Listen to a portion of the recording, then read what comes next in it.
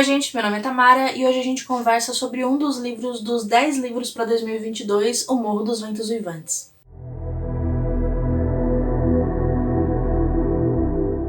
O Morro dos Ventos Uivantes era o meu primeiro livro, o livro de janeiro dos 10 livros para 2022. Estamos atrasados então, nenhuma novidade aí, mas as leituras estão acontecendo, eu só atrasei mesmo para gravar os vídeos. Inclusive eu acho que eu inverti uma ordem ali na hora de ler. Mas vamos lá, O Morro dos Ventos Uivantes ele foi escrito pela Emily Brontë ou Emily Brontë, depende, o Google fala que é Brontë, mas a apresentadora da minissérie da adaptação, que é americana, falou Brontë, então você pode ficar com a pronúncia que você quiser. Ele foi lançado em 1847 e esse foi o único romance escrito por ela. Antes do Morro dos Ventos Uivantes, ela lançou com as irmãs um livro de poemas, mas só 2 cópias foram vendidas. Bom, sobre o Morro dos Ventos Uivantes, na história existem 2 propriedades principais, que são a Granja Thrushcross e o Morro dos Ventos Uivantes. O proprietário das duas é o Sr. Heathcliff. E no começo desse livro ele mora no Morro dos Ventos Uivantes e ele tá alugando a granja pro Sr. Lockwood. O Sr. Lockwood ele vai no Morro dos Ventos Uivantes para visitar o proprietário da casa e ele vê ali uma situação muito estranha. Existe ali o Sr. Heathcliff, uma menina e um rapaz e eles parecem que não são de forma nenhuma relacionados, parentes um do outro, e ninguém é casado com ninguém também. São estranhos, é uma situação ali no mínimo estranha. E todo mundo ali, além de estranho, é antipático. Ele não se sente bem-vindo ali dentro, todo mundo quer realmente que ele vá embora. E ele até queria ir embora dali o mais rápido possível, mas o clima acaba não permitindo e ele tem que ficar naquela casa. Ele é obrigado, contra a vontade dele, contra a vontade do dono da casa, ele é obrigado a passar a noite ali. A criada da propriedade, ela acha um quarto pra ele, coloca ele ali e deixa bem claro que ele não deveria estar ali, então é melhor ele não fazer barulho nenhum pra não acordar o Heathcliff. A noite passando, ele não consegue dormir direito, é um lugar estranho, ele não é bem-vindo. Aí ele começa a reparar no ambiente ao redor dele. E ele vê na parede escrito o nome Catherine, seguido de vários sobrenomes diferentes. Catherine Heathcliff, Earnshaw. Além disso, ele começa a mexer nos livros que ele encontra no quarto também, e ele vê escrito nas bordas do livro algo como o diário, que ele entendeu ser o diário da Catherine. Em determinado momento, ele acaba caindo no sono até que ele acorda com o barulho na janela. E aí o barulho é constante e ele decide ir lá pra tentar resolver esse barulho, pra ele ver se ele conseguia voltar a dormir.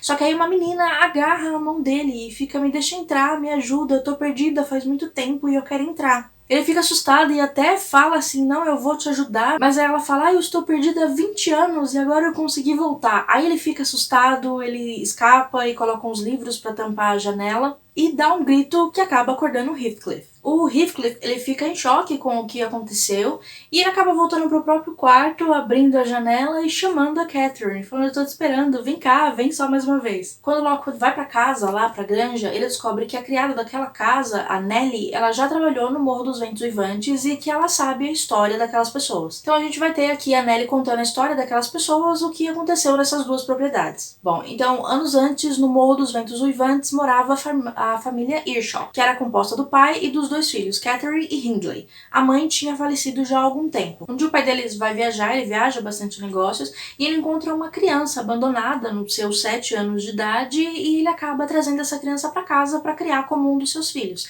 Essa criança não fala para ele o nome, então eles dão o nome para essa criança de Heathcliff. E a chegada desse menino afetou de maneiras diferentes cada uma dessas crianças. O Hindley e eles já se desentenderam logo de cara, mas com a Catherine foi diferente. Eles acabaram se tornando amigos inseparáveis e com o tempo acabaram inclusive se apaixonando. O Hindley e o Heathcliff já não se davam muito bem, e o pai ainda acaba se apegando muito mais ao Heathcliff do que ao Hindley. Então o Heathcliff se aproveitava disso o tempo todo. Ele chantageava o Hindley o tempo todo, falando que se não conseguisse o que queria ia contar alguma coisa pro pai, que às vezes era verdade, mas muitas vezes não. O pai morre depois de um tempo e o Hindley passa a ser o responsável pelas terras e pela família. E a primeira coisa que ele faz é colocar o Heathcliff pra fora da casa.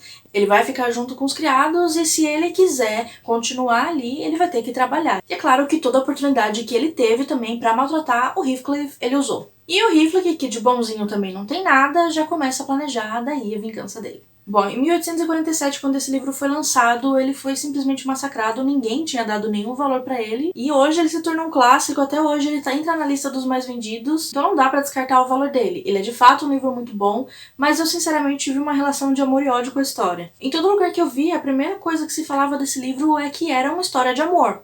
Então tudo bem que o amor, de uma certa forma, ele é o pontapé inicial para várias coisas do que acontecem aqui, mas pra mim esse livro é principalmente uma história de vingança. O livro conta basicamente o que aconteceu com Heathcliff, Catherine e as pessoas ao redor dele, mas principalmente todo o caminho do Heathcliff pra vingança. Conta as vinganças dele, os planos pra ele se vingar, aí conta o acontecimento e como ele quer se vingar sobre isso, é basicamente vingança. O romance mesmo tá faltando aqui. E não existe herói nessa história, e não existe ninguém muito bom nessa história também. Acho que fora a Nelly aqui, ninguém salva. O Heathcliff sofre bastante sim nessa história, então muita consequência das coisas que ele passou com certeza, mas ele já não é bom do começo. A Catherine é insuportável, dá pra imaginar ela como mulher adulta jogada no chão, batendo os braços e as pernas que nem aquelas crianças de desenho, aquelas crianças birrentas de desenho. E é isso que ela é, perfeitamente. E ela é manipuladora, ela acaba se casando com uma pessoa e mesmo assim ela quer manter ali o Heathcliff na corrente dela. Fora o momento que ela começa a passar mal e a própria Nelly fala não, ela tá fingindo, ela falou que ia fingir. A geração seguinte dessa galera toda é melhorzinha, mas nem tanto também. Muito de ruim que acontece é por causa, sim, da influência do Heathcliff depois, né, na geração seguinte, mas muito é por causa da teimosia e rebeldia e bobeira deles mesmos. Essa minha relação de amor e ódio com o livro tiveram momentos em que eu queria sentar e ler bastante, em outros eu lia 2 páginas e já não tava muito querendo mais ficar na história, então eu acabei demorando pra terminar. Inclusive eu demorei até pra conseguir colocar as ideias no lugar pra decidir se eu gostava ou não, como eu me sentia. Eu deixava de sentir com esse livro. A verdade é que a maioria dos personagens dessa história é insuportável ou quase insuportável, mas eu gostei do livro. Sinceramente, eu não podia me importar menos com a Catherine, mas eu gostei de acompanhar a história do Heathcliff. Quais iam ser as consequências daquilo que ele estava fazendo, o que mais ia acontecer com ele.